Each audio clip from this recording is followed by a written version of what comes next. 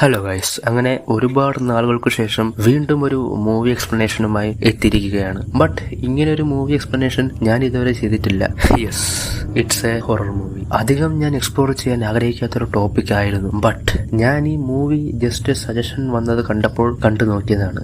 Like IMDb എല്ലാത്തിലും എല്ലാവരും പറഞ്ഞു നല്ലൊരു മൂവിയാണെന്ന് പറഞ്ഞിരുന്നു. അങ്ങനെ കണ്ടു നോക്കിയതാണ്. കാണുമ്പോൾ പേടിക്കാനൊന്നും ഇല്ലായിരുന്നു. ബട്ട് ഈ മൂവി 2 ദിവസം എന്നെ നന്നായിട്ട് അല്ലെങ്കിൽ ചെറുതായിട്ടെങ്കിലും എന്റെ മൈൻഡിനെ ഡിസ്റ്റർബ് ചെയ്തായിരുന്നു. ലൈക്ക് ചില കാര്യങ്ങൾ എനിക്കത് ഞാൻ ഒരുപാട് ഇതുപോലുള്ള മൂവീസ് ഒക്കെ കണ്ടിരുന്നു. ലൈക്ക് ഞാൻ പറഞ്ഞത് ഹൊറർ മൂവീസ് അല്ല, കാനിബലിസം, അങ്ങനെ ഒരുപാട് മൂവീസ് കണ്ടായിരുന്നു. അതിലൊക്കെ ബ്രൂട്ടാലിറ്റി കാണിച്ചിട്ടുണ്ടെങ്കിലും ഇതും ഡിസ്റ്റർബ് ആക്കുന്ന രീതിയിലുള്ള കുറെ കാര്യങ്ങളുണ്ട്. ബ്രൂട്ടാലിറ്റി കുറവാണെങ്കിലും പല കാര്യങ്ങളും നമ്മുടെ മൈൻഡ് ഫുള്ളി ഡിസ്റ്റർബ് ആക്കും. സോ അങ്ങനെ ഒരു മൂവിയാണ് ഹെറിഡിറ്ററി എന്ന് പറഞ്ഞൊരു മൂവി. സോ നല്ലൊരു ഇമ്പാക്ട് നൽകാൻ ഈ മൂവിയിൽ കൂടെ ഡയറക്ടറിന് സാധിച്ചിട്ടുണ്ട്. ആൻഡ് ഒരുപാട് കാര്യങ്ങൾ ഈ മൂവിയെ കുറിച്ച് പറയാനുണ്ട്. എക്സ്പ്ലെയിൻ ചെയ്യുന്ന ടൈമിൽ അതും കൂടെ പറഞ്ഞു പോകാം. So let's begin. മൂവി തുടങ്ങുമ്പോൾ തന്നെ ഒരുപാട് മിനിയേച്ചേഴ്സുകൾ ഉണ്ടാക്കി വെച്ചിരിക്കുന്ന ഒരു റൂമാണ് കാണിക്കുന്നത്. ആ റൂം കാണുമ്പോൾ തന്നെ അറിയാം ഒരു വർക്ക് ചെയ്യുന്ന സ്ഥലമാണെന്ന്, അല്ലെങ്കിൽ ഒരു വർക്കിംഗ് പ്ലേസ് ആണെന്നത്. അവിടെ നിന്ന് കട്ട് ചെയ്ത് പെട്ടെന്നൊരു ബെഡ്റൂം കാണിക്കുകയാണ്. അവിടെ ഒരാൾ കിടന്നുറങ്ങുന്നുമുണ്ട്. പെട്ടെന്ന് അതിനകത്തേക്ക് ഒരാൾ വരുന്നു. സോ ഇദ്ദേഹമാണ് അവിടെ കിടക്കുന്ന ആ കുട്ടിയുടെ അച്ഛൻ. അദ്ദേഹം അവനെ വിളിച്ചുണർത്താൻ ശ്രമിക്കുകയാണ്. എടാ, ഇത്രയും ടൈമായി, ഫ്യൂണറലിന് പോകാനുള്ളതാണ്, നീ എണീക്കുന്നില്ലേ? നീ നിന്റെ അനിയത്തെ കണ്ടോ എന്നൊക്കെ ചോദിക്കുകയാണ്. ഇല്ല, ഞാൻ അവളെ കണ്ടില്ല അച്ഛ എന്ന് ആ പയ്യൻ പറയുകയാണ്. അവിടെ നിന്ന് നമുക്ക് നേരെ കാണിക്കുന്നത് അദ്ദേഹത്തിന്റെ വൈഫിനെയാണ്. സോ ഇവരാണ് കഥയിലെ പ്രധാന ഒരു കഥാപാത്രം. നമ്മുടെ കഥയിലെ മെയിൻ ഹീറോയിൻ എന്ന് തന്നെ പറയാം. ആനി ഫ്യൂണറലിന് പോകാൻ വേണ്ടി കാറിൽ വെയിറ്റ് ചെയ്തുകൊണ്ടിരിക്കുകയാണ്. ഇദ്ദേഹം അവിടെ മുഴുവൻ അദ്ദേഹത്തിന്റെ മകളെ നോക്കി നടക്കുന്നു. പെട്ടെന്നാണ് വുഡ് ഹൗസിന്റെ കാര്യം അദ്ദേഹം ശ്രദ്ധിക്കുന്നത്. അങ്ങനെ അങ്ങോട്ട് പോയി നോക്കിയപ്പോൾ ഇവൾ കിടന്നുറങ്ങുന്നു. നീ എന്തിനാ ഇത്രയും കുളിരുള്ള സമയത്ത് ഇവിടെ കിടന്നുറങ്ങിയത്? അസുഖം പിടിക്കില്ലേ? നീ പെട്ടെന്ന് റെഡിയാകും, നമുക്ക് ഫ്യൂണറലിന് പോകണം. ആ കുട്ടിയെ ഇപ്പോൾ കാണിക്കുകയാണ്. ഇവളുടെ പേര് ചാർലി എന്നാണ്. അവിടെ വെച്ച് എല്ലാം കഴിഞ്ഞിട്ട് എല്ലാരും ഫ്യൂണറലിലേക്ക് പോകുകയാണ്. സോ ആരുടെ ഫ്യൂണറൽ ആണെന്നാൽ നമ്മുടെ ഹീറോയിനായ ആനിയുടെ അമ്മയുടെ ഫ്യൂണറൽ ആണ്. സോ അങ്ങനെ ചർച്ചിൽ ഹീറോയിൻ തന്റെ അമ്മയെ കുറിച്ചുള്ള കാര്യങ്ങളൊക്കെ സംസാരിക്കുകയാണ്. എന്റെ അമ്മ സാധാരണ ആരോടും കൂടുതൽ ഇടപഴകില്ല. അവർക്ക് തന്നെ നമ്മൾ ആരും അറിയാതെ പല രഹസ്യങ്ങളും ഉണ്ടായിരുന്നു. അമ്മ ഒരു ഒറ്റപ്പെടലിനെയും നിഗൂഢതയെയും സ്നേഹിച്ചിരുന്നു. ഒരുപക്ഷെ ആ ഒരു സ്വഭാവമാണ് എനിക്കുമുള്ളത്. അതിനുശേഷം ആ പെൺകുട്ടിയെ കാണിക്കുകയാണ്. ആ കുട്ടി തന്നെ മുത്തശ്ശിയുടെ പടം വരച്ചുകൊണ്ടിരിക്കുകയാണ്. കുട്ടി അത് വരയ്ക്കുന്നത് തന്നെ വളരെ വികൃതമായിട്ടാണ്. ഇത് കാണുന്ന കുട്ടിയുടെ അച്ഛൻ ആ ബുക്ക് അടച്ചു വയ്ക്കുന്നുമുണ്ട്. അങ്ങനെ മരിച്ചുപോയ മുത്തശ്ശിക്ക് വേണ്ടി കാര്യങ്ങളും കർമ്മങ്ങളും ചെയ്യുന്നതെല്ലാം ഈ കുട്ടി ശ്രദ്ധിച്ചു നോക്കിക്കൊണ്ടിരിക്കുകയാണ്. സോ ആ കുട്ടി എന്നിട്ടും നിങ്ങളൊന്ന് ചിന്തിച്ചു നോക്കുക. സാധാരണ ഒരു ഡിപ്പാർട്ടഡ് ആയ ആളുടെ, ഇനി നിങ്ങളുടെ ആരോ ആകട്ടെ, അവിടെ പോകുമ്പോഴേ നമുക്കുണ്ടാകുന്ന ഒരു വൈബ്രേഷൻ പ്രത്യേക തരത്തിലുള്ളതാണ്. ലൈക്ക് ഫിസിക്കലി അല്ലെങ്കിൽ മെന്റലി നമുക്കൊരു ഇമോഷണൽ ഫീലിങ്സ് ഉണ്ടാക്കും. പ്രത്യേകിച്ച് കുട്ടികളാണെങ്കിൽ അവിടെ ഒരുപാട് നേരം കൂളായിട്ട് നിൽക്കാൻ പറ്റില്ല. ബട്ട് ഈ കുട്ടി അവിടെ നിന്ന് ചോക്ലേറ്റ് കഴിച്ചുകൊണ്ടിരിക്കുകയാണ്. ആ സമയത്ത് ഈ കുട്ടിയുടെ അച്ഛൻ ഇത് കണ്ടിട്ട് ചോദിക്കുന്നുണ്ട്, മോളെ, ഈ ചോക്ലേറ്റിൽ ബദാമൊന്നുമില്ലല്ലോ? കുട്ടിയില്ലെന്ന് തലയാട്ടുന്നുമുണ്ട്. അപ്പോഴാണ് ഈ കുട്ടിക്ക് നട്ട്സ്, ബദാം എല്ലാം അലർജി ആണെന്നുള്ള കാര്യം വ്യക്തമാക്കുന്നത്. സോ ഈ ഫാമിലിയിൽ പീറ്റർ എന്ന ആ പയ്യൻ അച്ഛന്റെയും അമ്മയുടെയും സ്നേഹം കിട്ടി അവരുടെ കൂടെ വളർന്നവനാണ്. പക്ഷേ നമ്മുടെ ചാർലി ചെറുപ്രായത്തിൽ തന്നെ തന്റെ മുത്തശ്ശിയാണ് എടുത്തു വളർത്തിയത്. സോ ആ കുട്ടിയുടെ മുത്തശ്ശി മരിച്ചത് കൊണ്ട് മാത്രമാണ് കുട്ടി ഈ വീട്ടിലേക്ക് വന്നിരിക്കുന്നത്. അത് കാരണം കൊണ്ട് തന്നെ ഫാമിലി ആയിട്ട് ബ്ലെൻഡായി പോകാൻ പെട്ടെന്ന് സാധിക്കുന്നില്ല. സോ അതെല്ലാം കഴിഞ്ഞ് ഇവർ വീട്ടിലേക്ക് വന്ന് ചേരുകയാണ്. ആൻഡ് ഇവർക്ക് റെക്സി എന്ന് പറഞ്ഞൊരു പട്ടിക്കുട്ടിയുമുണ്ട്. അങ്ങനെ നമ്മുടെ ഹീറോയിൻ ഇരുന്ന് മിനിയേച്ചർ ഉണ്ടാക്കുന്നതായാണ് നമുക്കിപ്പോൾ കാണിക്കുന്നത്. അത് വെറും ഹോബി മാത്രമല്ല, അവർ ഒരു ചെറിയ പ്രൊഫഷണൽ വർക്കായിട്ടാണ് ഇതിനെ നടത്തിക്കൊണ്ടു പോകുന്നത്. ഇപ്പോൾ ഇത് ചെയ്യുന്നത് ഹോസ്പിറ്റലിന് വേണ്ടിയും പ്രീ സ്കൂളിന് വേണ്ടിയുമാണ്. അപ്പോൾ ഹസ്ബൻഡ് അങ്ങോട്ടേക്ക് വന്നിട്ട് കഴിഞ്ഞതെല്ലാം കഴിഞ്ഞു, അതിനെ ആലോചിച്ച് ഇരിക്കേണ്ട, കുറച്ച് റെസ്റ്റ് ഒക്കെ എടുത്തിട്ട് വർക്ക് ചെയ്യാം എന്നൊക്കെ ഹീറോയിൻ അല്ലെങ്കിൽ തന്റെ വൈഫിനോട് പറയുകയാണ്. തിരിച്ചു മറുപടിയായി എനിക്ക് കുഴപ്പമൊന്നുമില്ല, താങ്ക്സ് എന്ന് പറയുകയാണ്. അങ്ങനെ അദ്ദേഹം വൈഫിന്റെ കാര്യമെല്ലാം തിരക്കിയിട്ട് നേരെ പോയത് മകന്റെ റൂമിലേക്കാണ്. മകൻ അവിടെ ഗിറ്റാർ കയ്യിൽ വെച്ച് എന്തൊക്കെയോ ആലോചിച്ചുകൊണ്ട് കിടക്കുകയാണ്. അദ്ദേഹം തന്റെ മകനോട് ചോദിക്കുകയാണ്, നിനക്ക് വേറെ കുഴപ്പമൊന്നുമില്ലല്ലോ, ഓക്കെ ആണല്ലോ? മകനും അതിന് മറുപടി പറയാൻ കുറച്ചു നേരം ആലോചിച്ചപ്പോൾ തന്നെ അച്ഛന് കാര്യം മനസ്സിലായി. അദ്ദേഹം പറയുകയാണ്, ഓക്കെ, എനിക്ക് മനസ്സിലായി, ഗുഡ് നൈറ്റ് എന്ന് പറഞ്ഞ് തിരിച്ചു പോവുകയാണ്. ഇപ്പോൾ നമ്മുടെ ഹീറോയിൻ തന്റെ മകളുടെ റൂമിലിരിക്കുന്നതാണ് കാണിക്കുന്നത്. കുട്ടി അവിടെ കിടക്കുകയാണ്. തൊട്ടടുത്തായിട്ട് താൻ വരച്ച ഡ്രോയിങ്സും ഉണ്ട്. ആരാ ഇത്, നിന്റെ മുത്തശ്ശിയാണോ എന്ന് അമ്മ ചോദിച്ചപ്പോൾ ആ ചോദ്യം കേട്ടില്ല എന്ന രീതിയിൽ കുട്ടി ഇരിക്കുകയാണ്. ഇതിനുശേഷം എന്നെ ആരെ നോക്കുമെന്ന് കുട്ടി മറു ചോദ്യം ചോദിച്ചപ്പോൾ അമ്മ പറയുന്നു, ഞാനുണ്ടല്ലോ, നിന്നെ ഞാൻ നോക്കും എന്ന് പറയുകയാണ്. നിങ്ങൾക്ക് ശേഷം ഇത് കേട്ട അമ്മ പെട്ടെന്ന് ഷോക്ക് ആവുകയാണ്. Shock in the sense of അമ്മയ്ക്ക് പെട്ടെന്ന് മറുപടി പറയാൻ പറ്റില്ല. പക്ഷെ അമ്മ മറുപടി പറയുകയാണ്, നിന്റെ അച്ഛനുണ്ടല്ലോ, അല്ലെങ്കിൽ പീറ്റർ ടീച്ചർ നിന്റെ ബ്രദർ ഉണ്ടല്ലോ എന്ന് പറയുകയാണ്. എനിക്ക് എന്റെ മുത്തശ്ശി വേണം. മുത്തശ്ശി എന്നെ ഒരു പെൺകുട്ടിയെ പോലെ അല്ല വളർത്തിയത്, ഒരു പയ്യനെ പോലെയാണ് വളർത്തിയത്. നിന്നെ മാത്രമല്ല എന്നെയും അങ്ങനെയാണ് വളർത്തിയത്. അവർ എന്തിനാണ് അങ്ങനെ വളർത്തിയതെന്ന് അറിയില്ല. ഒരു ടോം ഗേൾ പോലെയാണ് വളർത്തിയത്. അതുമാത്രമല്ല നീ ജനിച്ച സമയത്ത് കരഞ്ഞിട്ടില്ല. അത്രയ്ക്കും ഒരു സ്ട്രോങ് ഗേൾ ആണ് നീ. എനിക്കറിയാം മുത്തശ്ശി പോയതിന്റെ വേദന നിനക്കുള്ള കാര്യം. വേദന ഉണ്ടെങ്കിൽ അത് കരഞ്ഞു തീർക്കുക, മനസ്സിൽ വെച്ചേക്കരുത്. നിനക്ക് എത്ര വേണോ കരയാം, കുഴപ്പമില്ല. കരഞ്ഞ് വേദനകളെല്ലാം തീർക്കുക, പേടിക്കണ്ട, ഞങ്ങളുണ്ട്. ഒരുപക്ഷെ നിന്റെ മുത്തശ്ശി വളർത്തിയതിനേക്കാളും നന്നായിട്ട് വളർത്തുമെന്ന് പറഞ്ഞ് അമ്മ ഒരു നല്ലൊരു ഉമ്മ കൊടുത്തിട്ട് അവിടെ നിന്ന് പോകുകയാണ്. എന്നിട്ട് നമ്മുടെ ഹീറോയിൻ നേരെ റൂമിലേക്ക് പോയിട്ട് ഒരു കാർഡ്ബോർഡ് ബോക്സ് ഉണ്ട്, അത് തുറന്ന് ബുക്സ് ഒക്കെ എടുക്കുകയാണ്. ഇതെല്ലാം ആരുടെ ബുക്കാണെന്ന് ചോദിച്ചാൽ ഡിപ്പാർട്ടഡ് ആയി പോയ തന്റെ അമ്മയുടെ ബുക്കാണ്. സോ ഫസ്റ്റ് ഒരു ആൽബം ബുക്ക് കിട്ടി, അതങ്ങോട്ടേക്ക് മാറ്റി വെച്ചതിന് ശേഷം വേറൊരു ബുക്ക് എടുക്കുകയാണ്. അത് തുറന്ന് നോക്കിയപ്പോഴാണ് ഒരു ലെറ്റർ ഇരിക്കുന്നത് കാണുന്നത്. അത് തന്റെ അമ്മ മീൻസ് മരിച്ചുപോയ നമ്മുടെ ഹീറോയിന്റെ അമ്മ എഴുതി വെച്ച ലെറ്ററാണ് തന്റെ മകൾക്ക് വേണ്ടി. സോറി ആനി, നിന്റെ അടുത്ത് നിന്ന് ഒരുപാട് കാര്യങ്ങൾ ഞാൻ മറച്ചു വെച്ചിട്ടുണ്ട്. നീ എന്നെ വെറുക്കരുത്. നീ ഒരുപാട് കഷ്ടപ്പെടുന്നു എന്നൊരു കാര്യവും എനിക്കറിയാം. ഇതിനുള്ള റിവാർഡ് നിനക്ക് തിരിച്ചു കിട്ടും. വിത്ത് ലവ്, മമ്മി എന്നാണ് ആ ലെറ്റർ എഴുതി അവസാനിപ്പിക്കുന്നത്. ഇത് വായിച്ച് ആനിക്ക് ദേഷ്യവും സങ്കടവും ഒരുമിച്ച് വരികയാണ്. പെട്ടെന്ന് ഈ എടുത്ത ബുക്സ് എല്ലാം തിരിച്ച് ബോക്സിന്റെ അകത്ത് വെച്ചിട്ട് ലൈറ്റ് ഓഫ് ചെയ്ത് നടന്ന ഡോറിന്റെ അടുത്തെത്തി ഡോർ ക്ലോസ് ചെയ്യാൻ നോക്കിയ സമയത്താണ് ഒരു രൂപം അവിടെ ആ റൂമിൽ നിൽക്കുന്നത് കാണുന്നത്. കുറച്ചു നേരം നോക്കി നിന്നപ്പോഴാണ് തന്റെ അമ്മയുടെ രൂപം ആണെന്ന കാര്യം ആനി മനസ്സിലാക്കുന്നത്. പെട്ടെന്ന് ലൈറ്റ് ഓൺ ചെയ്ത് നോക്കിയപ്പോൾ അവിടെ ആരെയും കാണാനില്ല. ആനി പതിയെ അമ്മ എന്ന് വിളിച്ചു നോക്കുകയാണ്. ഒരു റെസ്പോണ്ടും ഇല്ല. പെട്ടെന്ന് പുറകിൽ എന്തോ ഉള്ളതുപോലെ ഒരു വൈബ്രേഷൻ ആനിക്ക് തോന്നുകയാണ്. തിരിഞ്ഞു നോക്കിയപ്പോൾ വേറെയൊന്നുമില്ല. ബട്ട് ആനി ഉണ്ടാക്കിയ വിയേർഡ് ആയിട്ടുള്ള ഒരു മിനിയേച്ചർ ആയിരുന്നു അവിടെ ഉണ്ടായിരുന്നത്. ആനി ആ മിനിയേച്ചർ തിരിച്ചു വച്ചതിന് ശേഷം ആ റൂം ക്ലോസ് ചെയ്ത് പുറത്തേക്ക് പോവുകയാണ്. ഇതെല്ലാം അവസാനിച്ചിട്ട് ആനി നേരെ ഉറങ്ങാൻ വേണ്ടി പോവുകയാണ്. ഹസ്ബൻഡിനോട് നടന്ന കാര്യങ്ങളെല്ലാം പറയുന്നു. അതൊക്കെ നിന്റെ തോന്നലാണ്, അതൊക്കെ കുറച്ചു നാൾ കഴിയുമ്പോൾ എല്ലാം ശരിയാകുമെന്ന് ഹസ്ബൻഡ് പറയുന്നതോടെ ആ സീൻ അവസാനിക്കുന്നു. അടുത്ത ദിവസം കാണിക്കുന്നത് സ്കൂളാണ്. എല്ലാവരും ടെസ്റ്റ് എഴുതിക്കൊണ്ടിരിക്കുകയാണ്. അപ്പോഴാണ് നമ്മുടെ ചാർലിയെ കാണിക്കുന്നത്. അവൾ എന്തോ കയ്യിൽ വെച്ച് കളിച്ചുകൊണ്ടിരിക്കുകയായിരുന്നു. ഇത് പഠിപ്പിക്കുന്ന ടീച്ചർ ശ്രദ്ധിക്കുകയാണ്. ഇത് നീ ഇപ്പൊ മാറ്റി വെക്ക്, ടെസ്റ്റ് എഴുതി കഴിഞ്ഞിട്ട് നിനക്ക് കളിക്കാം എന്ന് ചാർലിയോട് ടീച്ചർ പറയുകയാണ്. അപ്പോഴാണ് ദൂരെ നിന്നൊരു പ്രാവ് പറന്നു വന്ന് പെട്ടെന്ന് ജനലിൽ വന്ന് അടിക്കുന്നത്. ഇത് കണ്ട് എല്ലാവരും ഭയന്നിരിക്കുമ്പോൾ ഈ കുട്ടിക്ക് മീൻസ് ചാർലിക്ക് ഒരു എക്സ്പ്രഷനും വരുന്നില്ല. ലൈക്ക് ഒരു എക്സ്പ്രഷൻ ലെസ് എന്ന് പറയുന്ന ഒരു ഗേൾ ഉണ്ടല്ലോ, ഒരു നേരെ ഓപ്പോസിറ്റായി ചാർലിയുടെ ചേട്ടൻ പീറ്ററിന്റെ ക്ലാസ് റൂം കാണിക്കുകയാണ്. അവനെ കാണുമ്പോൾ തന്നെ അറിയാം അവൻ ഈ ലോകത്തൊന്നും അല്ലെന്ന്. കൈ കിട്ടിയ ഡ്രഗ്സ് എല്ലാം അടിച്ചു കയറ്റി കിറിങ്ങിയിരിക്കുകയാണ്. എന്തിന് ക്ലാസ് എടുത്തുകൊണ്ടിരിക്കുന്ന ടൈമിൽ പുതിയ സാധനം വന്നിട്ടുണ്ടെന്ന് മെസ്സേജ് അയക്കുകയാണ് അവന്റെ ഫ്രണ്ട്സ്. അങ്ങനെ ഇന്റർവെൽ ബ്രേക്ക് വിടുകയാണ്.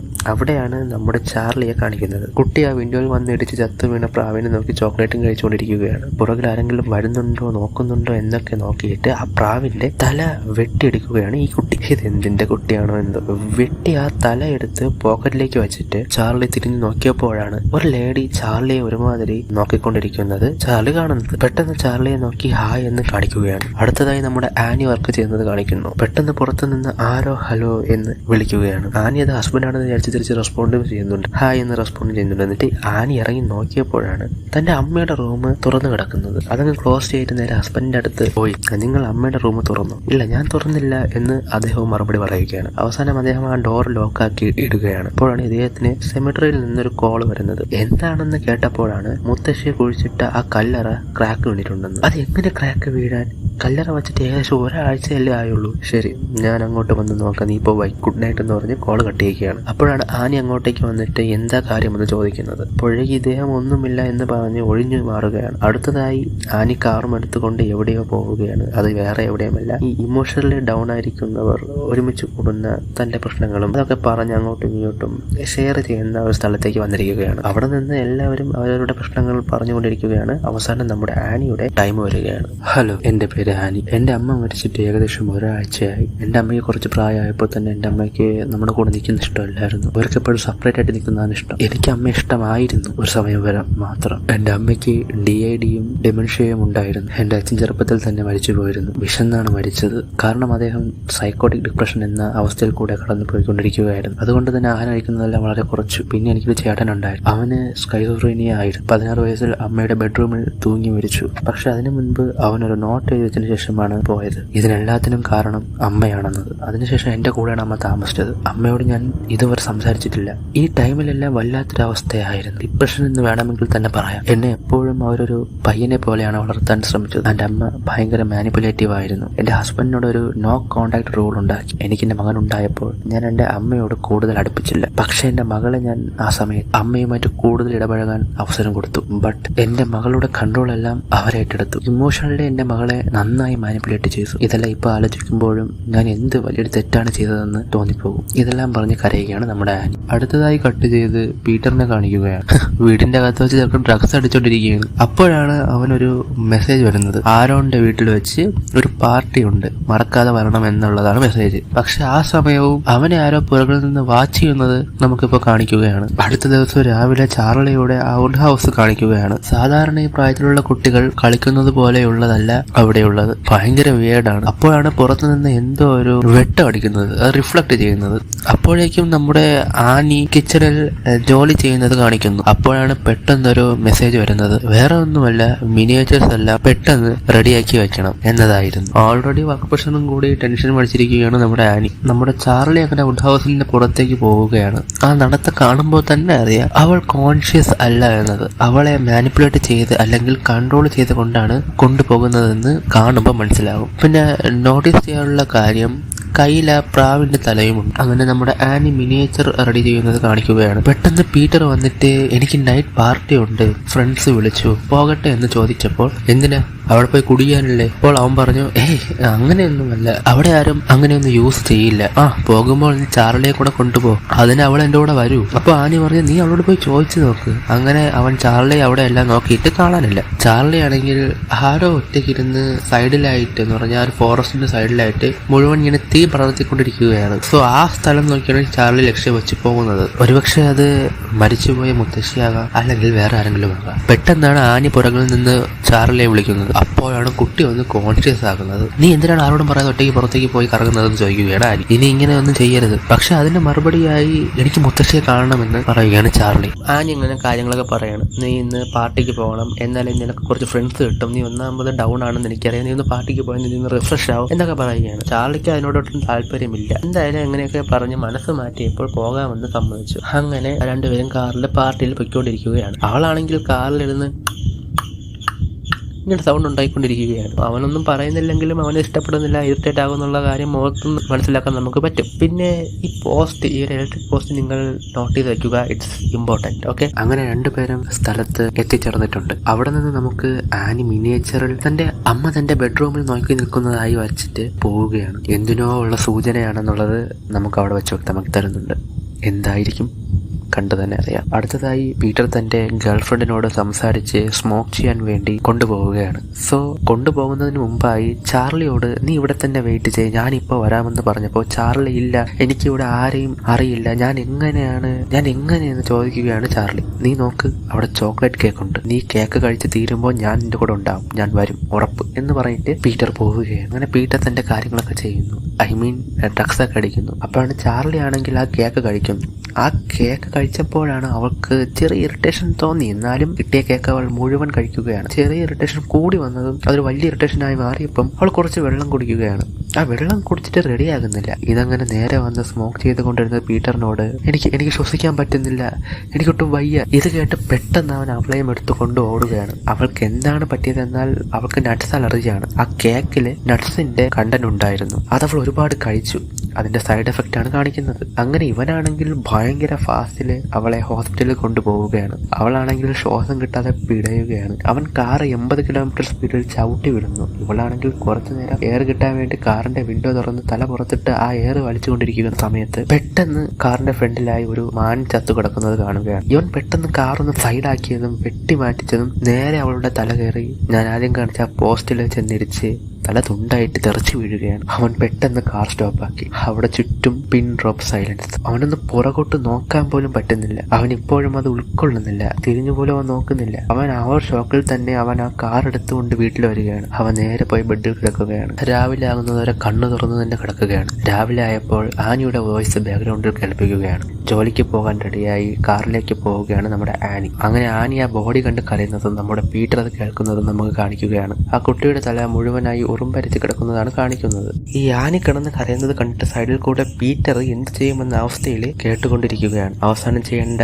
ചടങ്ങുകളെല്ലാം ചെയ്തിട്ട് കുട്ടിയെ അടക്കുകയാണ്. അതെല്ലാം കഴിഞ്ഞ് പീറ്ററിനെ കാണിക്കുകയാണ്. പീറ്ററിനാണെങ്കിൽ നേരെ ഉറങ്ങാൻ പോലും പറ്റുന്നില്ല. അങ്ങോട്ടും ഇങ്ങോട്ടും തിരിഞ്ഞും മറിഞ്ഞും കിടക്കുകയാണ്. പെട്ടെന്നാണ് ചാർലിയുടെ വുഡ് ഹൗസിൽ നിന്നും ചുമന്ന കളർ വെട്ടം വരുന്നത് കാണുന്നത്. ആ വെട്ടം വേറെ ഒന്നുമല്ല, ചാർലിയുടെ വുഡ് ഹൗസിൽ പോയി ആനി കിടന്നുറങ്ങുകയാണ്. ചാർലിയുടെ അച്ഛനാണെങ്കിൽ ചാർലി വരച്ച ഡ്രോയിങ്സ് എല്ലാം നോക്കിക്കൊണ്ടിരിക്കുകയാണ്. ചാർലി അവസാനമായി വരച്ചത് ആ തല വെട്ടിയെടുത്ത പ്രാവിന്റെ തലയായിരുന്നു. അടുത്ത ദിവസം പീറ്റർ ക്ലാസ് ശ്രദ്ധിക്കുന്നതാണ് കാണിക്കുന്നത്. ബട്ട് അവൻ അപ്പോഴും ആ ഒരു ഷോക്കിൽ നിന്ന് വിട്ടുമാറിയിട്ടില്ലായിരുന്നു. ഫ്രണ്ട്സിന്റെ കൂടെ ഇരുന്ന് സ്മോക്ക് ചെയ്തും ഡ്രഗ്സ് അടിച്ചുകൊണ്ടിരുന്നിട്ടും അതിന്റെ എഫക്ട് കാരണം അവൻ പൊട്ടിക്കരയുകയാണ്. തിരിച്ചവൻ വീട്ടിലെത്തിയിട്ട് അവൻ ആ വീട്ടിലേക്ക് കയറാനും മടി, അച്ഛനെയും അമ്മയെയും എങ്ങനെ ഫേസ് ചെയ്യും എന്നൊരു പേടിയും എന്നൊക്കെ ആലോചിച്ചാണ് കയറുന്നത്. പക്ഷെ നമ്മുടെ ആനി ഇവൻ വരുന്നതെല്ലാം നോക്കിക്കൊണ്ട് കാറിലിരിക്കുകയായിരുന്നു. അവൻ വീട്ടിൽ കയറി പോയ ഉടനെ കാർ ഓൺ ചെയ്ത് അവൾ ഡിപ്രഷൻ, ഇമോഷണലി അൺസ്റ്റേബിൾ ആകുമ്പോഴൊക്കെ പോകുന്ന സ്ഥലമുണ്ടല്ലോ, ആ ഒരുമിച്ച് കൂടുന്ന സ്ഥലം, അങ്ങോട്ടേക്ക് പോവുകയാണ്. ആനി അവിടെ എത്തിയതിനു ശേഷം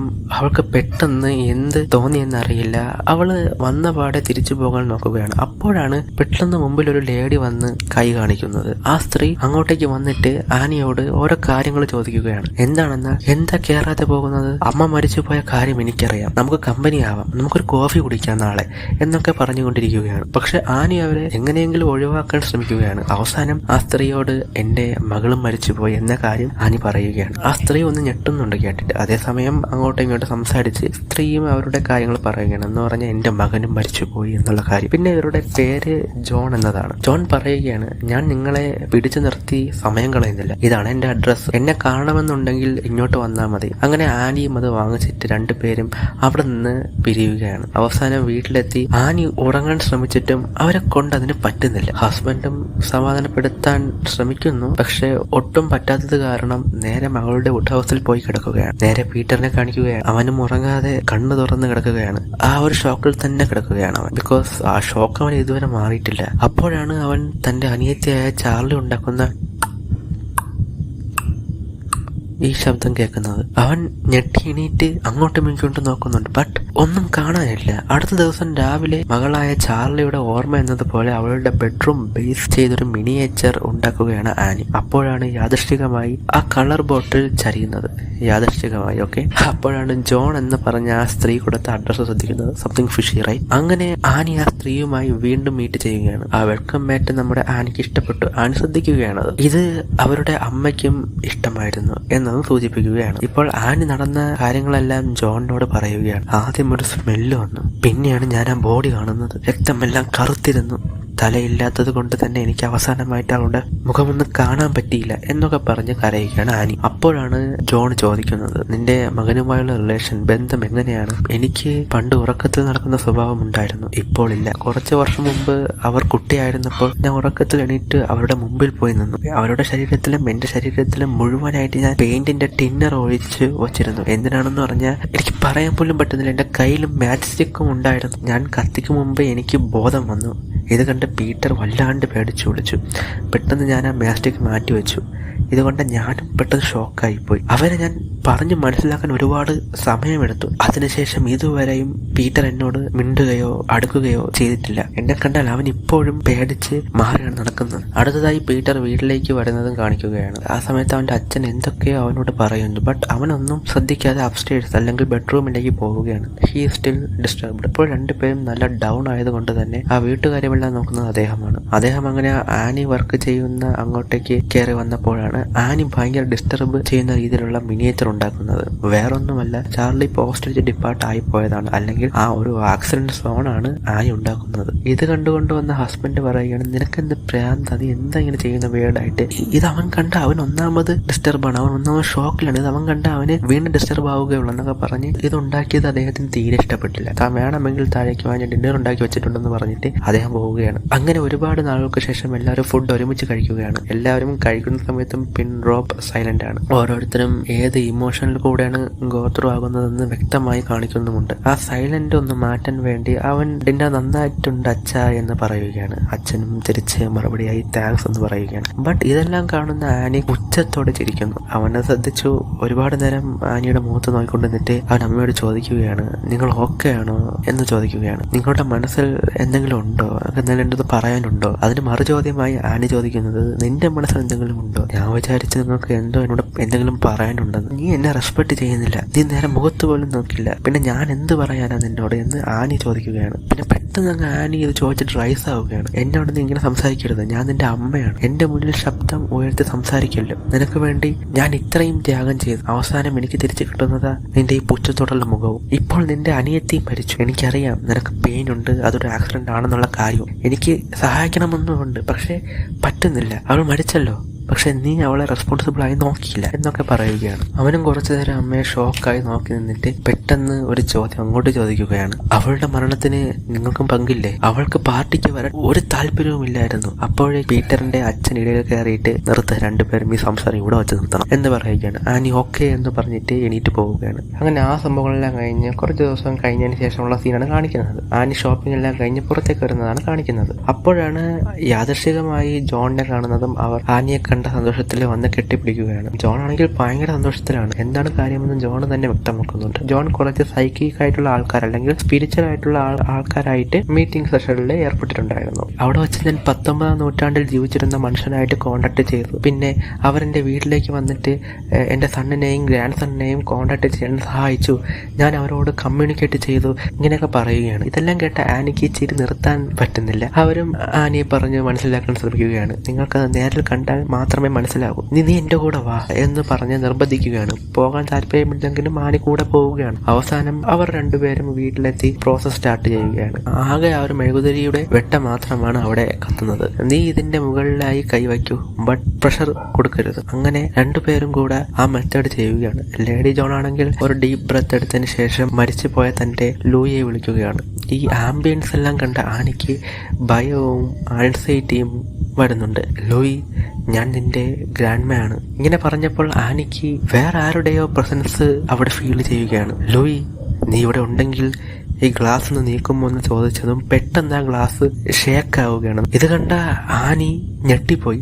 ആനി അടിയിൽ വല്ല മാഗ്നറ്റ് വെച്ചിട്ടുണ്ടോ എന്നൊക്കെ നോക്കുകയാണ്. പക്ഷെ നോക്കിയിട്ടൊന്നും കാണാനില്ല. അങ്ങനെ ആനി പേടിച്ച് കരയാനും തുടങ്ങി. ജോൺ അങ്ങനെ ചാക്ക് ബോർഡ് എടുത്തിട്ട് ലൂയിയോട് നിനക്ക് എന്തെങ്കിലും എഴുതാനുണ്ടെങ്കിൽ എഴുതാൻ പറയുകയാണ്.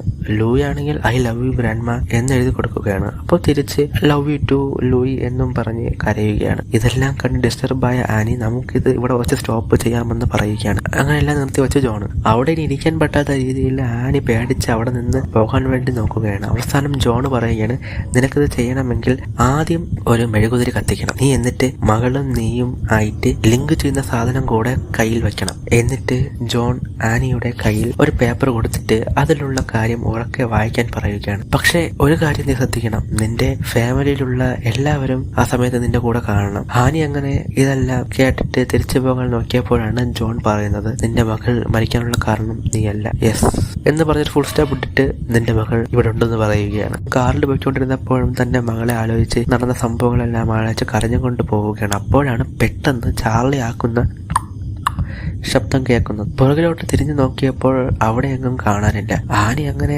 പൊട്ടിക്കരഞ്ഞുകൊണ്ട് വണ്ടി ഓടിക്കുകയാണ്. ഓടിച്ച് വീട്ടിലെത്തി അങ്ങനെ രാത്രി ഉറങ്ങാനുള്ള തയ്യാറെടുപ്പില് കിടന്നപ്പോഴാണ് ബെഡിൽ മുഴുവൻ ഉറുമ്പ്. ആനി ഇത് എവിടെ നിന്ന് വരുന്നതെന്ന് നോക്കിയപ്പോഴാണ് വിൻഡോയിൽ കൂടെയാണ് വരുന്നത്. ആനി അങ്ങനെ അതിനെ ഫോളോ ചെയ്ത് കൊണ്ട് പോവുകയാണ്. നേരെ ഉറുമ്പുകൾ പോകുന്നത് പീറ്ററിന്റെ റൂമിലേക്കാണ്. അവസാനം പീറ്ററിനെ കാണിക്കുകയാണ്. പീറ്ററിന്റെ ശരീരം മുഴുവൻ ഉറുമ്പരിച്ചിരിക്കുകയാണ്. ഇത് കണ്ട് ഭയന്ന് കരയാൻ പോയ ടൈമില് പീറ്റർ വിളിക്കുന്നു, എന്തു പറ്റി അമ്മ എന്ന് ചോദിക്കുന്നത്. അപ്പോഴാണ് മനസ്സിലായത് പുള്ളിക്കാരി ഉറക്കത്തിൽ നടന്നു വന്നതാണെന്നുള്ള കാര്യം. അപ്പോഴാണ് ആനി പറയുന്നത്, എന്നോട് ക്ഷമിക്കുമോനെ, ചാർലി ഇവിടെ ഉണ്ടോ, എനിക്ക് പേടിയാവുന്ന അമ്മ എന്ന് പീറ്റർ പറഞ്ഞപ്പോൾ ഒരു ബന്ധവുമില്ലാതെ ആനി ഇങ്ങനൊരു മറുപടി പറയുകയാണ്, എനിക്ക് നിന്റെ അമ്മയായിട്ടിരിക്കുന്ന ഒരു താല്പര്യവുമില്ല എന്ന്. പക്ഷേ ഇത് ആനിയായിട്ട് പറഞ്ഞതല്ല, അവളെ എക്സ്റ്റേണൽ ആയോ ഇന്റേണൽ ആയോ ഏതൊരു ഫോഴ്സ് അവനെ പറയാൻ പ്രേരിപ്പിച്ചതാണെന്നുള്ള കാര്യം നമുക്ക് അപ്പോഴും മനസ്സിലാകും. കാരണം ഇത് പറഞ്ഞതിന് ശേഷം അവള് തന്റെ വായ പൊത്തി. കത്തുകയാണ്. പക്ഷേ അവളെ കൺട്രോൾ ചെയ്യാൻ പറ്റുന്നില്ല. അവൾ എന്തൊക്കെയാ പറയുന്നു. പിന്നെ നിങ്ങൾ എന്തിനാണ് എനിക്ക് ജന്മം തന്നത്? എന്നെ പ്രഗ്നന്റ് ആയിരിക്കുമ്പോൾ തന്നെ കൊന്നു കളയാൻ ട്രൈ ചെയ്തത്, അബോർഷൻ ചെയ്യാൻ ട്രൈ ചെയ്തു, പക്ഷെ പറ്റിയില്ല. ആ അവസ്ഥയിൽ എനിക്ക് പറ്റിയില്ല. അതിനെനിക്കിപ്പോൾ സന്തോഷമുണ്ട്. ഇതെല്ലാം കേട്ട പീറ്റർ കരയുകയാണ്. നിങ്ങൾ എന്തിനെന്നെ കൊല്ലാൻ നോക്കി? ആനി ഒന്നും പറയാതെ പെട്ടെന്ന് അവനെ തീ കൊളുത്തി പിടിപ്പിക്കുകയാണ്. പെട്ടെന്നാണ് ആനി ഞെട്ടി ഉണരുന്നത്. യെസ്, അതൊരു സ്വപ്നമായിരുന്നു. ആനി പീറ്ററിന്റെ റൂമിൽ പോയി അവനെ ഈ സമയത്ത് വിളിച്ചുണർത്തിയിട്ട് നിന്നോട് ചെയ്തതിനെല്ലാം സോറി എന്നൊക്കെ പറയുകയാണ്. നീ പെട്ടെന്ന് എനിക്ക് ഞാനൊരു സർപ്രൈസ് തരാം എന്ന് പറഞ്ഞ് അവനെയും ഹസ്ബൻഡിനെയും ആ പാതിരാത്രി വിളിച്ചുണർത്തിയിട്ട് കൊണ്ടുപോവുകയാണ്. എന്നിട്ട് ആനി പറയുന്നു, ഞാൻ ഇങ്ങനൊരു കാര്യം ചെയ്തു, അത് വർക്കൗട്ടായി എന്നും പറയുകയാണ്. ആ സോളിനെ വിളിച്ചു വരുത്തിയ റിച്വൽസ് ഉണ്ടല്ലോ അത്. ഇത് കേട്ട ഹസ്ബൻഡ് ഒരുപാട് ദേഷ്യപ്പെട്ടു. ബട്ട് പീറ്റർ അച്ഛനോട് പറയുന്നു വെയിറ്റ്, പറയുന്നതിൽ എന്തൊക്കെയോ ഉണ്ടെന്ന രീതിയിലുള്ള സിഗ്നൽ കൊടുക്കുകയാണ്. അവസാനം ഒരു വഴിയുമില്ലാതെ ഹസ്ബൻഡും പീറ്ററും ആനി പറയുന്നത് പോലെ ചെയ്യുകയാണ്. പെട്ടെന്ന് ചാർലി നീ ഇവിടെയുണ്ടോ എന്ന് ആനി ചോദിച്ചപ്പോൾ പെട്ടെന്ന് ആരോ ഡോർ തുറക്കുന്നതായി ശബ്ദം കേൾക്കുകയാണ്. ആ ശബ്ദം പീറ്റർ മാത്രമാണ് ശ്രദ്ധിച്ചത്. ചാർലി നീ ഇവിടെ ഉണ്ടെങ്കിൽ ഗ്ലാസ് അനക്കാൻ പറയുകയാണ് ആനി. പീറ്ററിന് നല്ല വൈബ്രേഷൻ അടിക്കുകയാണ്.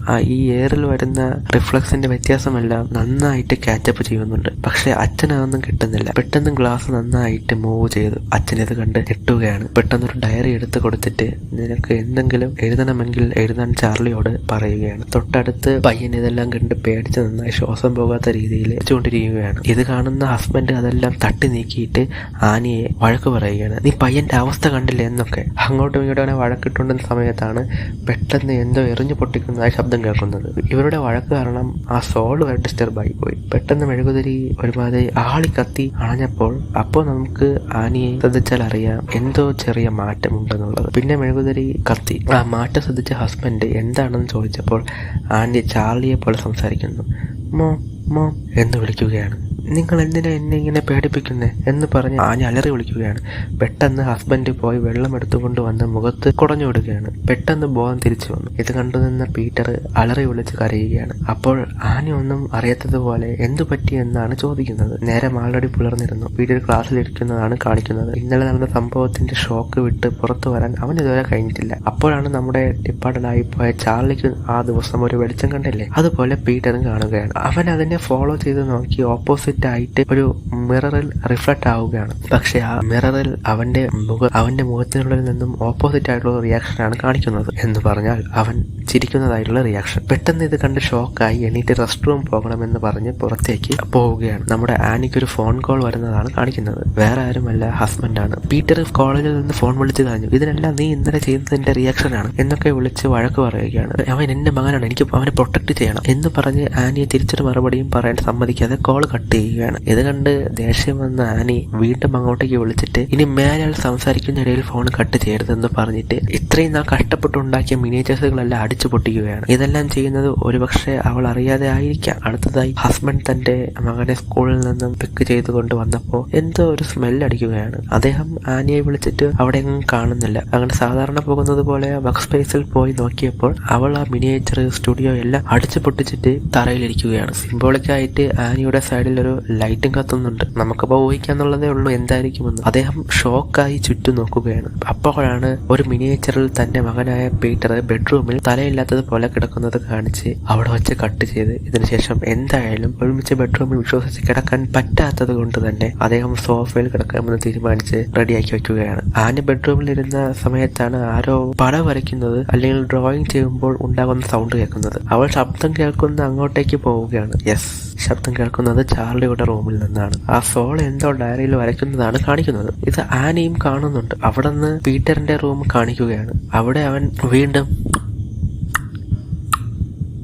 ശബ്ദം കേൾക്കുകയാണ്. ഇപ്രാവശ്യം ശബ്ദം മാത്രമല്ല ചാർലിയെയും അവൻ കാണുകയാണ്. പക്ഷേ ഇപ്രാവശ്യം അവൻ പേടിച്ച് വിളിക്കാതെ അവൻ ചാർലിയെ നോക്കുകയാണ്. പെട്ടെന്നാണ് അവളുടെ തല രണ്ടായി വീഴുന്നത്. പക്ഷേ ആ തല ഒരു ബോൾ ആയിട്ടാണ് ഉരുണ്ട് വീഴുന്നത്. സൈഡിലായിട്ട് നമ്മുടെ പീറ്ററിന്റെ പട്ടി ഈ സോൾ പ്രസൻസ് കണ്ട് കുരയ്ക്കുന്നുമുണ്ട്. പെട്ടെന്ന് അവനെ ആരോ കഴുത്തിൽ വെച്ച് പിടിച്ച് ഞെരിക്കുകയാണ്. പെട്ടെന്ന് ആ ഡോർ അടഞ്ഞ പുറകിൽ നിന്ന് ആ പട്ടിയുടെ വിളിയും കേൾക്കുന്നുണ്ട്. പീറ്റർ അലറി വിളിച്ച സൗണ്ട് കാരണം പെട്ടെന്ന് അവന്റെ അമ്മ വിളിക്കുകയാണ്. ഒന്നുമില്ല, ഇവൻ സ്വപ്നം കാണുകയായിരുന്നു. പറയുന്നു. അപ്പോഴേക്കും അവൻ തെറ്റിദ്ധരിച്ച് നിങ്ങൾ എന്തിനാ എന്നെ കൊല്ലാൻ നോക്കിയത്, ഞാൻ ചാർലിയെ ഇവിടെ കണ്ടു എന്നൊക്കെ പേടിച്ച് പറയുകയാണ്. അപ്പോഴാണ് ആനി പറയുന്നത് ഞാൻ അങ്ങനെയൊന്നും ചെയ്തിട്ടില്ല, ഇപ്പോൾ ഇവിടെ നടക്കുന്ന സംഭവത്തിൽ എന്തോ പന്തികേടുണ്ട്, ഇതെല്ലാം ഞാൻ സോൾവ് ചെയ്യും, നീ ഇത് അച്ഛനോട് പറയണ്ട എന്ന് പറഞ്ഞ് ആനി ചാർലിയുടെ റൂമിൽ ഡയറി നോക്കിയപ്പോൾ അതിൽ ഫുൾ പീറ്ററിനെയും അതിന്റെ ഫേസ് വിയേർഡായി വരച്ചു കൊണ്ടിരിക്കുകയാണ്. ഇതെല്ലാം കണ്ട ആനി ആ ബുക്ക് എടുത്തുകൊണ്ട് തീയിലിട്ട് കത്തിക്കാൻ നോക്കുകയാണ്. പക്ഷെ ആ ഡയറി കത്തുന്നില്ല. അതിന് പകരം ഡയറി കത്തുന്നതനുസരിച്ച് ആനിയുടെ ശരീരവും കത്താൻ തുടങ്ങുകയാണ്. ഇത് മനസ്സിലാക്കിയ ആനി ഡയറി തീയിൽ നിന്ന് എങ്ങനെയൊക്കെയോ പുറത്തെടുത്തിട്ട് അണയ്ക്കുകയാണ്. ആനിയുടെ കയ്യിലുണ്ടായിരുന്ന തീയും കെടുകയാണ്. അപ്പോഴാണ് ഈ വിഷയത്തിന്റെ സീരിയസ്നെസ് കുറച്ചുകൂടെ വ്യക്തമായിട്ട് ആനിക്ക് മനസ്സിലാവുന്നത്. അടുത്ത ദിവസം രാവിലെ ആനി ദേഷ്യത്തിൽ ജോണിന്റെ വീട്ടിലേക്ക് പോവുകയാണ്. ബിക്കോസ് അവരാണ് ഇപ്പോഴുണ്ടായ സംഭവത്തിന് എല്ലാത്തിനും കാരണം. അവിടെ ചെന്ന് ആനി ഒരുപാട് പ്രാവശ്യം ജോണിനെ വിളിക്കുന്നുണ്ട്, കഥവ് തുറക്കുന്നില്ല. നമുക്ക് ആ വീടൊന്ന് സൂം ചെയ്ത് കാണിക്കുന്നുമുണ്ട്, ജോണില്ല. അതിനു പകരം പീറ്ററിന്റെ ഫോട്ടോ വെച്ച് എന്തോ വലിയ റിച്വൽ ചെയ്തുകൊണ്ടിരിക്കുന്നതിന്റെ സൂചനയാണ് അവിടെ കാണുന്നത്. ഹീറോയിനായ ആനി തിരിച്ചു പോകാൻ വേണ്ടി നോക്കിയപ്പോഴാണ് ആ മേറ്റ് ശ്രദ്ധിക്കുന്നത്. ഇതിനു മുമ്പ് ഇതുപോലൊരു മേറ്റ് കണ്ടിരുന്നു. അപ്പോഴാണ് എന്തോ പെട്ടെന്ന് സ്ട്രൈക്ക് ആയിട്ട് ഞെട്ടലോടെ വേഗം ഓടി വീട്ടിലേക്ക് പോകുന്നത്. ബാക്കിൽ CCTV ക്യാമറയും എല്ലാം റെക്കോർഡ് ചെയ്യുകയാണ്. ഇപ്പോൾ നമുക്ക് പീറ്ററിന്റെ സ്കൂൾ കാണിക്കുകയാണ്. പെട്ടെന്ന് പീറ്ററിനോട് ആരോ എന്തോ പറയും, പേരുകൾ വിളിക്കുന്നതും എല്ലാം കേൾക്കുന്നു. അവസാനം പീറ്റർ ഗെറ്റ് ഔട്ട് എന്ന് മാത്രം പീറ്ററിനെ വ്യക്തമായി കേൾക്കുന്നു. ഇതൊക്കെ അവനോട് പറയുന്നത് വേറെ ആരുമല്ല, ജോൺ എന്ന ആ ലേഡിയാണ്. അവനാണെങ്കിൽ ഞെട്ടി അങ്ങോട്ടും ഇങ്ങോട്ടും നോക്കുന്നു. അതേസമയം ആനി വീട്ടിലേക്ക് ഓടി അമ്മയുടെ എംബ്രോയിഡറീസും പഴയ സാധനങ്ങളൊക്കെ ഇരിക്കുന്ന ബോക്സ് തുറന്നു നോക്കി. അപ്പോഴാണ് വിയേർഡ് ആയിട്ടുള്ള ഒരുപാട് പുസ്തകങ്ങൾ കാണുന്നത്. ഹിന്ദിയിലാണ് എഴുതിയിട്ടുള്ളത്. നരകം എന്ന് പറഞ്ഞതായ ലൈക്ക് പേയ്മാൻ ആണ് നരകത്തിലെ വൺ ഓഫ് ദ ഗോഡ്. അദ്ദേഹത്തിനെ ആരെങ്കിലും സക്സസ്ഫുള്ളി വിളിച്ചാൽ ഒരു വീക്കസ്റ്റ് പേഴ്സണെ കണ്ടുപിടിച്ച് അദ്ദേഹത്തിന്റെ കൺട്രോൾ എടുക്കും. വൺസ് ആ ഒരു ഫസ്റ്റ് റിച്വൽ കഴിഞ്ഞാൽ കിങ് പൈമാൻ പെർമനന്റ് ആയിട്ട് ആ പേഴ്സണുമായി കണക്ട് ആകും. അതിനുശേഷം അടുത്ത റിച്വൽ തുടരും. ഇതാണ് ഹൈലൈറ്റ്. ആൻഡ് കിങ് പൈമാൻ ഒരു മെയിലാണ് ആയതുകൊണ്ട് തന്നെ ഒരു മെയിൽ ഹ്യൂമൻ ബോഡിയാണ് അദ്ദേഹത്തിന് ഉള്ളത്. ഇതെല്ലാം വായിച്ച് ആനിക്ക് ദേഷ്യവും സങ്കടവും ഒരുമിച്ച് വരുന്നു. ഉടനെ ആ ബുക്ക് മാറ്റിവെച്ച ഒരു ആൽബം നോക്കിയപ്പോഴാണ് ഒരു ഭയങ്കര ഷോക്ക്. ഇപ്പോൾ കുറച്ചു നാൾക്ക് മുൻപേ കോണ്ടാക്ട് ചെയ്ത ജോണും ആനിയുടെ അമ്മയുടെ ഒരു ക്ലോസ് ഫ്രണ്ട് ആയിരുന്നു. അതിൽ ഫുള്ള് അവരിരുവരുടെയും ഫോട്ടോ ഉണ്ടായിരുന്നു. അമ്മയുടെ കഴുത്തിലുള്ള അതേ സിമ്പലുള്ള ചെയിൻ ജോണിന്റെ കഴുത്തിലും ഉണ്ടായിരുന്നു. ഇതെല്ലാം ആനി നോക്കിക്കൊണ്ടിരുന്ന ടൈമിൽ പീറ്റർ നടക്കുന്നതാണ് കാണിക്കുന്നത്. പെട്ടെന്ന് എന്നും കാണുന്നത് പോലെ ഒരു ലൈറ്റ് അവനെ ക്രോസ് ചെയ്ത് പോവുകയാണ്. അടുത്തതായി ആനിയുടെ ഹസ്ബൻഡിന് ഒരു മെയിൽ വരുന്നു. ആനിയുടെ അമ്മയുടെ ബോഡി അവിടെ നിന്നും മോഷണം പോയി എന്നുള്ളത്, അല്ലെങ്കിൽ കാണാനില്ല എന്നതാണ്. പതിയെ ആനിയ ആൽബം എടുത്തുകൊണ്ട് പോയപ്പോൾ ഒരു സ്മെല്ല് വരുന്നു എന്ന് പറഞ്ഞില്ലേ, അത് ആറ്റിക്കിൽ നിന്നായിരുന്നു. അത് തുറന്നു നോക്കിയപ്പോൾ ഒരു നിമിഷം ഞെട്ടിപ്പോയി. ആനിയുടെ അമ്മയുടെ ബോഡി അതും തലയില്ലാതെ അടുത്തായിട്ടൊരു സിമ്പലും മറച്ചു വെച്ചിട്ടുണ്ട്. സം റിച്വൽസ് ഹാപ്പൻസ് എന്നത് അതിൽ കൂടെ നമുക്ക് വ്യക്തമാകുന്നുണ്ട്. അങ്ങനെ പീറ്ററിനെ കാണിക്കുകയാണ്. അനിയത്തി എപ്പോഴും ഒരു സൗണ്ട് പുറപ്പെടുപ്പിക്കും. ആ സൗണ്ട് അവന് നല്ല വ്യക്തമായിട്ട് കേൾക്കുകയാണ്. പെട്ടെന്ന് അവൻ വിയേർഡായിട്ട് ആക്ട് ചെയ്യുകയാണ്. അവനെ ആരോ പ്രോസസ് ചെയ്തതുപോലെ പെട്ടെന്ന് ഇവന്റെ മുഖം സ്വന്തമായിട്ട് ബെഞ്ചിൽ കൊണ്ടിരിക്കുകയാണ്. അപ്പോഴാണ് ചെറുക്കൻ ബോധം വന്നത്. താൻ വേദനയും പേടിയിലും അവിടെ കിടന്ന് അലറി വിളിക്കുകയാണ്. അവസാനം മകനെ ഹോസ്പിറ്റലിൽ കൊണ്ടുപോയി പ്ലാസ്റ്ററും ഇട്ട ശേഷം തിരിച്ച് കൊണ്ടുവരികയാണ്. സിഗ്നൽ എത്തിയപ്പോൾ നിർത്തിയിട്ട് തന്റെ കുടുംബത്തിന്റെ അവസ്ഥ ആലോചിച്ച് അദ്ദേഹം പൊട്ടിക്കരയുകയാണ്. അങ്ങനെ അദ്ദേഹം തിരിച്ച് വീട്ടിലെത്തുന്ന ടൈമില് ആനി ഓടി വന്നു ആൽബത്തിന്റെ കുറിച്ചുള്ള കാര്യങ്ങളും ഹസ്ബൻഡിനോട് പറയാൻ നോക്കുമ്പോഴാണ് ബാക്കിൽ മകനെ കാണിക്കുന്നത്. അവൻ എന്തു പറ്റിയെന്ന് ചോദിച്ചപ്പോൾ അദ്ദേഹം നടന്ന കാര്യങ്ങളൊക്കെ പറയുകയാണ്. അങ്ങനെ രണ്ടുപേരും പതിയെ അവനെ എടുത്തുകൊണ്ടുപോയി ബെഡിൽ കിടത്തുകയാണ്. എന്നിട്ട് നടന്ന കാര്യമായ ബോഡി ആർട്ടിക്കിൽ നിന്നും കിട്ടിയതൊക്കെ പറയുന്നു. ഇത് കേട്ട് അദ്ദേഹം ഏറെ നോക്കിയിട്ട് നീ ഇത് പോലീസിനോട് പറയാത്തെന്താ എന്നൊക്കെ ചോദിച്ചപ്പോൾ ആനി അല്ല, ഇത് അങ്ങനെ ഡീൽ ചെയ്യാനുള്ള കാര്യമല്ല എന്ന് പറഞ്ഞ് ജോണിന്റെ കാര്യവും എല്ലാം തന്റെ ഹസ്ബൻഡിനോട് പറഞ്ഞ് വ്യക്തമാക്കുകയാണ്. പക്ഷെ ഹസ്ബൻഡ് നേരെ ഓപ്പോസിറ്റ് ആയി ചിന്തിക്കുകയാണ്. ഇതെല്ലാം നീയാണ് ചെയ്തതല്ലേ എന്നൊക്കെ. അല്ല, എന്നെ വിശ്വസിക്കുക, നമ്മുടെ മകൻ ആപത്താണ് എന്ന് പറഞ്ഞിട്ട് പോലും ഇദ്ദേഹത്തിന് വിശ്വാസം വരുന്നില്ല. അവസാനം ആനി പറയുകയാണ്, നിങ്ങൾ ഈ ചാർലിയുടെ ഡയറി കത്തിച്ചാൽ പ്രശ്നങ്ങളെല്ലാം സോൾവ് ആകും, പക്ഷെ അതിന്റെ കൂടെ ഞാനും കത്തി നശിക്കും. ഇത് കേട്ട് അദ്ദേഹം ഈ ഡയറി കത്തിച്ചാൽ നീ കത്തുമെന്നല്ലേ പറഞ്ഞതെന്ന് പറഞ്ഞ്, പക്ഷെ അദ്ദേഹത്തിന് അങ്ങനെയൊന്നും വിശ്വാസം വരുന്നില്ല. അദ്ദേഹത്തിന് ആ ഡയറി തീയിടാൻ പോലും തോന്നുന്നില്ല. കാരണം തന്റെ മകളുടെ ഡയറി അല്ലേ, അതങ്ങനെ ഒരു ഓർമ്മയായിട്ട് വെച്ചേക്കാന്ന് പറഞ്ഞ് ഡയറി തീയിടാൻ തോന്നുന്നില്ല. അവസാനം ആനി വാങ്ങിച്ച് തീയിലിടുകയാണ്. ബട്ട് ട്വിസ്റ്റ് എന്താണെന്നാൽ ആനിക്ക് പകരം കത്തി എരിഞ്ഞത് ഹസ്ബൻഡ് ആയിരുന്നു. ആനി അത് ഞെട്ടി നോക്കി നിന്നതും പെട്ടെന്ന് എന്നും കാണുന്നത് പോലെ ലൈറ്റ് റിഫ്ലക്ട് ചെയ്ത് ആനിയുടെ എക്സ്പ്രഷൻ വ്യത്യാസം വരികയും അത് കട്ട് ചെയ്ത് രാത്രി പീറ്റർ ഉറങ്ങുന്നതും കാണിക്കുകയാണ്. കരിഞ്ഞ മണം അടിക്കുന്നത് കാരണം അവൻ ഉറക്കമണീറ്റ് താഴെ വന്ന് നോക്കിയപ്പോഴാണ് തീയിൽ കരഞ്ഞു കിടക്കുന്ന അച്ഛന്റെ ശരീരം അവൻ കാണുന്നത്. അവൻ എന്ത് സംഭവിച്ചെന്നറിയാതെ ഞെട്ടി നിൽക്കുകയാണ്. ആൻഡ് യെസ്, ആനി പൊസസ്ഡ് ആണ്. സീലിംഗിലിരുന്ന് ഇതെല്ലാം നോക്കിക്കൊണ്ടിരിക്കുകയാണ്. പെട്ടെന്നാണ് അവൻ എന്തോ പുറകിൽ നിൽക്കുന്നത് പോലെ തോന്നിയത്. അവിടെ നേക്കഡായിട്ടുള്ള ഒരാൾ അവനെ നോക്കിക്കൊണ്ട് ചിരിക്കുകയാണ്. പെട്ടെന്ന് അവൻ സീലിംഗിൽ നോക്കിയപ്പോൾ അവിടെ ആരുമില്ല. ആനി അവന്റെ സൈഡിലായി നിൽപ്പുണ്ടായിരുന്നു. അങ്ങനെ അവനെ ഓട്ടിക്കാൻ തുടങ്ങി. ചെറുക്കൻ പേടിച്ച് നേരെ ഓടിക്കേറിയത് ആറ്റിക്കിന്റെ അകത്തായിരുന്നു. ആനി തലയിട്ട് ആ ആറ്റിക്കിന്റെ ഡോറിൽ ഇടിക്കുകയാണ്. നോൺ സ്റ്റോപ്പ് ആയിട്ട് ഇടിക്കുകയാണ് ആനി. ചെറുക്കൻ പേടിച്ച് കരഞ്ഞുകൊണ്ടിരിക്കുകയാണ്. പെട്ടെന്ന് സൗണ്ട് എല്ലാം സ്റ്റോപ്പായി. അവൻ ആ ആറ്റിക്ക് ചുറ്റും നോക്കിയപ്പോൾ മുഴുവൻ മെഴുകുതിരി കത്തിച്ച് വെച്ചിരിക്കുകയാണ്. യെസ്, ബോഡി കിടന്ന സ്ഥലത്ത് ആ ബോഡി കാണാനില്ല. ആ ബോഡി കിടന്ന ഭാഗത്ത് പീറ്ററിന്റെ ഫോട്ടോ ആയിരുന്നു. ഇത് കണ്ട് ചെറുക്കൻ അനങ്ങുന്നില്ല. അവന് ശ്വാസം പോലും നേരെ പോകുന്നില്ല. ആ ഫോട്ടോയില് അവന്റെ കണ്ണില്ല, മീൻസ് കണ്ണ് കുത്തിയെടുത്തിരിക്കുകയാണ്. ഇതെല്ലാം കണ്ട് സ്വപ്നമാണെന്ന് വിചാരിച്ച് അവൻ തന്നെ എഴുന്നേൽക്ക് പീറ്റർ എന്നിങ്ങനെ പറഞ്ഞുകൊണ്ടിരിക്കുകയാണ്. അപ്പോൾ ആറ്റിക്കിന്റെ മുകളിലായി വീടായിട്ടൊരു സൗണ്ട് കേൾക്കുന്നു. അത് കേട്ട് നോക്കിയപ്പോൾ ആര്യയായിരുന്നു. അത് അവളുടെ കഴുത്ത് അവൾ തന്നെ കുത്തി മുറിക്കുന്നതായിട്ടാണ് കാണിക്കുന്നത്. അടുത്തായി ഒരു ഫാമിലി ഡ്യൂഡായിട്ട് നിൽക്കുകയാണ്. ഇതെല്ലാം കണ്ട് പേടിച്ചവൻ ആറ്റിക്കിൽ നിന്ന് എടുത്തു ചാടുകയാണ്. അപ്പോൾ തന്നെ ചെറുക്കൻ ഡിമ്മായി. ഇപ്പോൾ എന്തോ ഒരു വൈറ്റ് ആയിട്ടുള്ള ലൈറ്റ് എന്ന് വേണമെങ്കിൽ പറയാം അവന്റെ ഉള്ളിലേക്ക് പോവുകയാണ്. പെട്ടെന്ന് അവന്റെ അമ്മയുടെ തലയില്ലാത്ത ശരീരം ആ വുഡ് ഹൗസിലേക്ക് പോവുകയാണ്. ഇതിനെ ഫോളോ ചെയ്ത് ഇവനും പോകുന്നു. അപ്പോൾ ഇവൻ ആൾറെഡി ഡെഡാണ്. വേറൊരു എൻറ്റിറ്റി അല്ലെങ്കിൽ വേറൊരു എനർജിയാണ് അവനെ ഇപ്പോൾ അങ്ങോട്ടേക്ക് കൊണ്ടുപോകുന്നത്. പിന്നെ അവന്റെ വളർത്തതായും ചത്തുപോയിട്ടുണ്ട്. നേരെ വുഡ് ഹൗസിൽ പോയി നോക്കിയപ്പോൾ അവന്റെ ഫാമിലി മെമ്പേഴ്സ് അവന്റെ എല്ലാ മെമ്പേഴ്സും ഇപ്പോൾ കറണ്ട് ജനറേഷനിലുള്ള എല്ലാ മെമ്പേഴ്സും ഒരു പർട്ടിക്കുലർ സംഭവത്തിനെ നോക്കിക്കൊണ്ട് പ്രാർത്ഥിക്കുകയാണ്. അവൻ ഫ്രണ്ടിൽ നോക്കിയപ്പോൾ ഇവന്റെ മുത്തശ്ശിയുടെയും അമ്മയുടെയും തലയില്ലാത്ത ശരീരം ആ ശിലയെ പ്രാർത്ഥിക്കുകയാണ്. അവൻ അതെല്ലാം വിയേഡായിട്ട് നോക്കിക്കൊണ്ടിരിക്കുകയാണ്. ശിലയെ നിങ്ങൾ സൂക്ഷിച്ചു നോക്കിയാൽ മനസ്സിലാകും അത് ചാർലിയുടെ തലയാണ്. പെട്ടെന്ന് പീറ്ററിന്റെ തലയിൽ ജോൺ എന്ന ആ ലേഡി ഒരു കിരീടം വയ്ക്കുകയാണ്. എന്നിട്ട് പറയുന്നു, ചാർലി നിനക്കൊരു കുഴപ്പവുമില്ല, നീ ഇനി പൈമനാണ്. സോ ഇവിടെ വെച്ച് നമുക്ക് മനസ്സിലാവും ഇത് പീറ്ററിന്റെ സോളല്ല, പീറ്ററിന്റെ ബോഡിയിലുള്ളത് അത് ചാർലിയുടെ സോളാണ്. നരകത്തിലെ 8ാമത്തെ രാജാവാണ് പൈമൻ. ഫസ്റ്റ് പെൺകുട്ടിയുടെ ശരീരത്തിൽ നോക്കിയിട്ട് പറ്റിയില്ല. ഇതിന് വേണ്ടതൊരു മെയിൽ ബോഡി ആയിരുന്നു. ഇനി നിങ്ങളായിരിക്കണം ഞങ്ങളെ പ്രൊട്ടക്ട് ചെയ്യേണ്ടത് എന്നൊക്കെ പറയുകയാണ്. യെസ്, മൂവി ഇവിടെ വെച്ച് ഉണ്ടാകുന്നുണ്ട്. ഓക്കെ, അപ്പോൾ ഇതുവരെയാണ് മൂവി എക്സ്പ്ലനേഷൻ. അത് കഴിഞ്ഞിട്ടുണ്ട്. ഇനി അടുത്തത് ഐഡിയ പറയുകയാണ്.